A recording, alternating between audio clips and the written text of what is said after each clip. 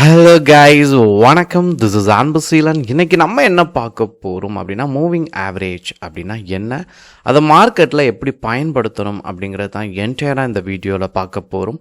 பிகினராக இருக்கிறீங்க அப்படின்னா ஸ்கிப் பண்ணாமல் எண்டு வரைக்கும் இந்த வீடியோவை பாருங்கள். நீங்கள் எந்த இண்டிகேட்டர் பயன்படுத்தினாலும் சரிங்களா, ஆனால் அதை சரியான முறையில் நீங்கள் பயன்படுத்துனீங்க அப்படின்னா அது கரெக்டாக ஒர்க் ஆகும். சரிங்களா, எப்படி பண்ணணும் அப்படின்னு சொல்கிறேன். நீங்கள் ஸ்டடீஸ் போயிருங்க. சரிங்களா, ஸ்டடீஸ் போனீங்க அப்படின்னா மூவிங் ஆவரேஜ் அப்படின்னு இருக்கும். இதை கிளிக் பண்ணுங்கள்.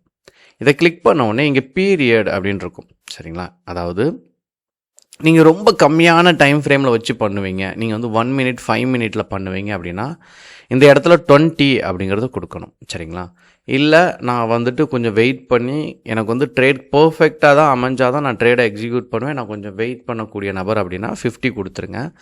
லாங் டேர்ம் பண்ணுவீங்க, நான் வந்துட்டு லாங் ட்ரேடிங் பண்ணுறேன், ஒரு 3 months அப்படி பண்ணுறேன், இல்லை அப்படின்னா லாங் டேர்ம் இன்வெஸ்ட்மெண்ட் பண்ணுவேன், இல்லை ஷார்ட் டேர்ம் பண்ணுவேன், அந்த 3 months 6 months நீங்கள் அந்த மாதிரி பண்ணுறீங்க அப்படின்னா இங்கே 200 அப்படின்னு கொடுக்கணும். சரிங்களா, இப்போ நார்மலாக பண்ணுறவங்க பிகினராக வரும்போது தான் நம்ம என்ன பண்ணுவோம், ரொம்ப அவசரப்பட்டு டக்குன்னு ட்ரேட் எடுப்போம். சரிங்களா, இப்போ கொஞ்சம் அனுபவம் இருக்கும், 3 months மேலே எக்ஸ்பீரியன்ஸ் இருக்குது அப்படின்னா நீங்கள் வெயிட் பண்ணி ட்ரேட் பண்ணக்கூடிய பக்குவம் வந்துடும். சரிங்களா, அதனால் இங்கே 50 அப்படிங்கிறத கொடுத்துருங்க. அவ்வளோதான், இதில் வேறு எந்த சேஞ்சஸும் கிடையாது. 15 கொடுத்துட்டு டன் அப்படின்னு கொடுத்துருங்க. உங்களுக்கு இந்த இண்டிகேட்டர் ஷோ ஆகும். இதில் கலர் வேணால் உங்களுக்கு மேபி இந்த கலர் பிடிக்கலை, நீங்கள் சேஞ்ச் பண்ணிக்கணும் அப்படின்னு நீங்கள் நினைக்கிறீங்க அப்படின்னா கலர் வேணால் நீங்கள் சேஞ்ச் பண்ணிக்கலாம். ஸோ எனக்கு ரெட் வேண்டாம், எனக்கு வந்து க்ரீன் கலர் ஓகேவாக இருக்கும், ப்ளூ கலர் ஓகேவாக இருக்கும், உங்களுக்கு என்ன ஸ்கை ப்ளூ எதுனாலும் ஓகே தான். லைன் கொடுத்துருங்க. இப்போது இதில் முக்கியமாக இது ஃபர்ஸ்ட் பாயிண்ட், நீங்கள் இண்டிகேட்டரை சூஸ் பண்ணிட்டீங்க. சரிங்களா, இதை பர்ஃபெக்டாக ஒர்க் ஆகணும் அப்படின்னா நம்ம நார்மலாக என்ன பண்ணுவோம் அப்படின்னா, எல்லோரும் என்ன பண்ணுவாங்க, இந்த லைனை கிராஸ் பண்ணால் பை என்ட்ரி கொடுங்க, இந்த லைனுக்கு கீழே கிராஸ் ஆச்சு அப்படின்னா செல் என்ட்ரி கொடுங்க. இப்படிங்கிறது ரொம்ப சிம்பிள், ஈஸியாக புரிஞ்சிடும். ஆனால் இதில் 2 விஷயம் நீங்கள் புரிஞ்சுக்கணும். ஒன்று, ஒரு கேண்டில் க்ரீனாக இருக்கக்கூடிய காரணம் என்ன அப்படின்னா அந்த கேண்டில்குள்ளே பையர் இருக்காங்க அப்படிங்கிறது அர்த்தம். சரிங்களா, அதே இது ஒரு கேண்டில் வந்து ரெட்டாக இருக்குது அப்படின்னா இந்த கேண்டில்குள்ளே யார் இருக்கா, செல்லர் இருக்காங்கன்னு அர்த்தம். இதில் செல்லர் இருக்காங்க, இதில் பையர் இருக்காங்க அப்படிங்கிறது அர்த்தம். சரிங்களா, இப்போது செகண்ட் பாயிண்ட் உங்களுக்கு புரிஞ்சிடும். ஃபர்ஸ்ட் பாயிண்ட் இண்டிகேட்டர் போட்டிங்க, செகண்ட் பாயிண்ட் என்ன பண்ணுறோம் அப்படின்னா ஒரு கேண்டில் என்ன கலர், அதில் யார் இருக்கா, பையர் இருக்காங்களா செல்லர் இருக்காங்களான்னு தெரிஞ்சிச்சு. ரெண்டாவது விஷயம் சப்போர்ட் அண்ட் ரெசிஸ்டன்ட். நீங்கள் கொஞ்சம் இனிஷியல் டைமில் என்ன பண்ணோம் அப்படின்னா நல்லா வரைகிறதுக்கு நல்லா எஃபர்ட் கொடுங்க. சரிங்களா, நான் டபுள் லைனில் இங்கே ட்ராப் பண்ணுவேன். ஸோ டபுள் லைன் கொஞ்சம் கடினமாக தெரியலாம். சரிங்களா, இப்போ நீங்கள் புதுசாக பார்க்குறீங்க அப்படின்னா நான் வரைகிறது கொஞ்சம் வித்தியாசமாக தெரியலாம். ஏன்னா நான் கிளாஸில் டீச் பண்ணும்போதே டபுள் லைன் எடுக்கும்போது சார் இப்படி வரையலாமா அப்படின்னு சொல்லி கேட்பாங்க. பட் நீங்கள் டபுள் லைன் வரையும் போது தான் இன்னும் அக்யூரசி அப்படிங்கிறது நல்லா இம்ப்ரூவ் ஆகும். சரிங்களா, இப்போது நல்லா கவனிங்க. இப்போ எனக்கு என்ன அப்படின்னா இந்த லைனில் ரீச் ஆகிருக்கா, நீங்கள் கீழே சப்போர்ட்னு வரைஞ்சிருக்கீங்களா, இந்த 2 லைனில் ஏதாச்சும் ஒரு லைனில் ஃபர்ஸ்ட்டு ரீச் ஆகிருக்கா, மார்க்கெட் ரீச் ஆகிருக்கா அப்படிங்கிறத பார்க்கணும். இல்லைனா ட்ரேட்குள்ளே போகக்கூடாது. நான் இங்கே கொடுத்துருக்கிறது வந்து டே டைம் ஃப்ரேம் கொடுத்துருக்கேன். சரிங்களா, இப்போது எனக்கு இந்த நிறைய ஸ்டாக் இருக்குது, நிஃப்டி 50லேயும் ஸ்டாக் இருக்குது, நெக்ஸ்ட்டு 50லேயும் ஸ்டாக் இருக்குது. நீங்கள் செலக்ட் பண்ண வேண்டியது ஏதாச்சும் ஒரு ஸ்டாக்கை எடுத்துகிட்டு ஒரு 5-6 ஸ்டாக் கைவசம் வச்சுக்கணும். சரிங்களா, நல்லா மூமெண்ட் நல்லா இருக்கக்கூடிய ஸ்டாக் அப்படிங்கிறத. இப்போது இதில் இந்த மாதிரி வரைஞ்சி நீங்கள் சப்போர்ட்லேருந்து சரிங்களா இந்த இடத்த தொட்டுட்டு இந்த இடத்தையோ தொடாமல் இருக்கா அப்படிங்கிறத பார்க்கணும். சரிங்களா, அதாவது இந்த 2 லைன்லையும் இருக்கா, இங்கே தொட்டுருச்சு அப்படின்னா இது ரெசிஸ்டன்ட். இனிமேல் நீங்கள் கீழே அதாவது செல்லுக்கு மட்டும்தான் ட்ரை பண்ணணும். இப்போது இந்த லைனை டச் பண்ணிருச்சு அப்படின்னா இங்கேருந்து மேலே ட்ராவல் ஆகுதா, இது வரைக்கும் போகிறதுக்கு ஃபுல்லாகவே நீங்கள் என்ன பண்ணணும், பைக்கு தான் ட்ரை பண்ணணும். சரிங்களா, வேறு எதுக்கும் ட்ரை பண்ணக்கூடாது. அப்போது இங்கே என்ன பண்ணணும் அப்படின்னா நான் ஃபர்ஸ்ட்டே சொன்ன மாதிரி சப்போர்ட் அண்ட் ரெசிஸ்டன்ட் வரைஞ்சாச்சு. தேர்ட் பாயிண்ட் ஃபர்ஸ்ட் சொன்ன மாதிரி மார்க்கெட் வந்து இந்த கேண்டலுக்கு மேலே போச்சு அப்படின்னா நீங்கள் பை என்ட்ரி கொடுக்கணும் அப்படின்னு சொல்லியிருக்கேன். அதாவது எடுத்த உடனே இமீடியட்டாக என்ட்ரி கொடுத்துறாதீங்க. ஃபர்ஸ்ட் இந்த லைனில் 1 day வெயிட் பண்ணுங்கள். இந்த மாதிரி க்ரீன் கலர் கேண்டில் இந்த லைனில் தெரியுதான்னு பாருங்கள். அதாவது இன்னும் இது வந்து இந்த இடத்துக்கு போயிட்டு சரிங்களா, இனி இப்போ இது ரிவர்ஸ் ஆகுது, இனி இதை நம்ம பைக்கே பயன்படுத்த முடியாது. இந்த இடத்துல ட்ராவல் ஆகும்போது நம்ம என்ன பண்ணலாம், பை பண்ணலாம்.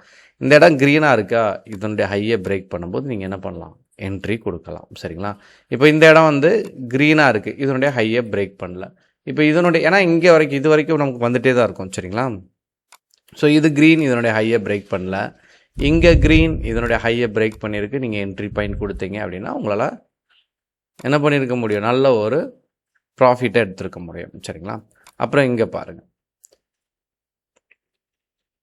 அப்போது இது வரைக்கும் சரிங்களா, இது வரைக்கும் என்ன அப்படின்னா எனக்கு சப்போர்ட்லேருந்து ரெசிஸ்டனை நோக்கி போகும்போது எனக்கு என்ன ஆயிருக்கு, ட்ரிகர் ஆகிருக்கு. நான் அதிலலாம் எடுத்திருக்கேன். அக்யூரசி அப்படிங்கிறது எவ்வளோ இம்ப்ரூவ் ஆகிருக்கு அப்படிங்கிறத பாருங்கள். இப்போது இது எங்கேருந்து வந்துட்டுருக்கு பாருங்கள், இந்த லைன் ரீச் ஆகலை, இது என்ன ஆகுது, ரெசிஸ்டண்ட்டை ரீச் ஆகிருச்சு. அப்போ என்ன இருக்கணும், இப்போ நம்ம க்ரீன் பார்த்தோம்ல, இந்த மாதிரி ரெட்டாக இருக்கான்னு பார்க்கணும். ரெட்டோட லோ லெவலை பிரேக் பண்ணும்போது செல் என்ட்ரி கொடுத்து பை பண்ணலாம். சரிங்களா? அப்போது மார்க்கெட்டில் ட்ரேட் பண்ணுறது அப்படிங்கிறது ரொம்ப ஈஸி தான்.